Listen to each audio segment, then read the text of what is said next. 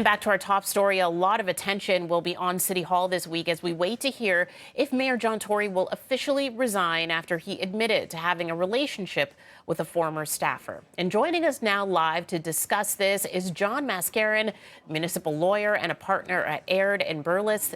John, thank you so much for joining us once again this morning. Nice to see you, Tammie.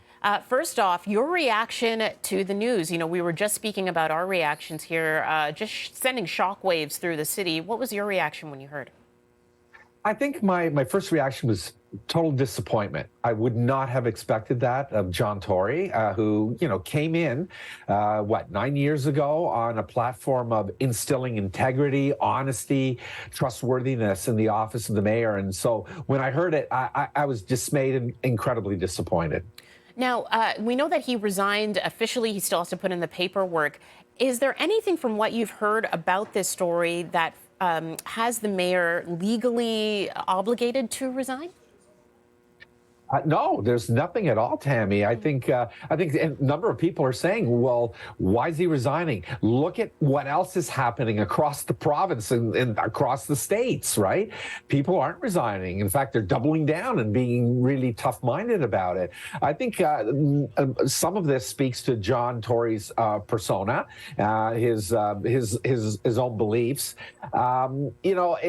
He has to resign. On Friday, he indicated he will be stepping down. That means he's still the mayor right now until he files his written notice with the clerk, and then the clerk puts it on a council agenda for council to declare the seat vacant. Until that happens, John Tory remains the mayor of Toronto. All right. And of course, we're looking ahead to what will happen after that resignation is filed. Deputy Mayor Jennifer McKelvey will likely take over. But then with a by-election, what is the next step? A lot of people have gone through this municipal election in October thinking that we were done for another 4 years. And here we are once again. Well, they're going to be sorely disappointed because it's going to be a citywide by-election. That's the only way that the seat can be filled, Tammie. Now, this is new. 4 months ago, just after the election, the strong mayor powers were brought in, and it says the only way that you can fill the vacancy in the head of council, the mayor's office, is only by election. Before, it used to be you could also have the council itself appoint someone. Council can't do that in Toronto or Ottawa, which have strong mayor powers. So they got to have a new by-election. By the way, the cost is going to be in the millions of dollars. The cost for the by-election for Jim Carriajanis in a ward was $700,000 2 years ago. So you can just imagine what the cost would be to have a citywide by-election for the mayor. Okay, and this election, again, it won't involve councillors at all, just for the mayor itself. But again, we're all going to be called to go back to the polls and mark that ballot. That's right. It'll, my estimate, anywhere from 3 to 5 months from today, roughly, you're looking at for the by-election to be held. Right. And what type of investigations could be prompted as a result of this revelation from Friday? Well, John Tory has indicated that he has made the Integrity Commissioner aware at the City of Toronto. The Integrity Commissioner looks after, of course, the code of conduct, the ethical behavior, the regulation of members of council. It's curious that he said, he's investigating, and he can't.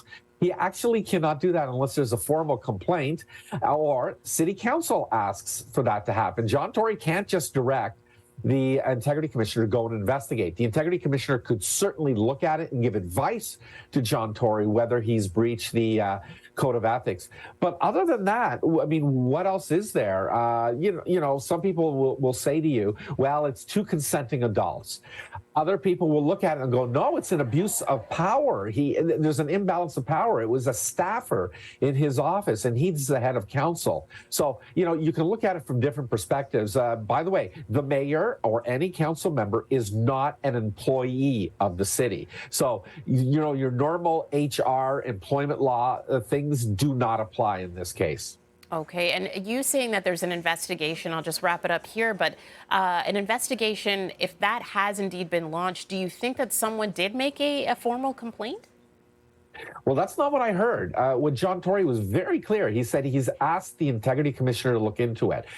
Typically, the only thing that a single council member, including the head of council, can do with the integrity commissioner is ask for their own personal advice from the integrity commissioner, not an investigation to be conducted. They can't direct the integrity commissioner. It's an independent statutory officer. So there seems to be a little misunderstanding there about what's happening. All right. John Mascarin, thank you so much for joining us once again this morning. Really appreciate it. Always nice to see you, Tammie. Thank you.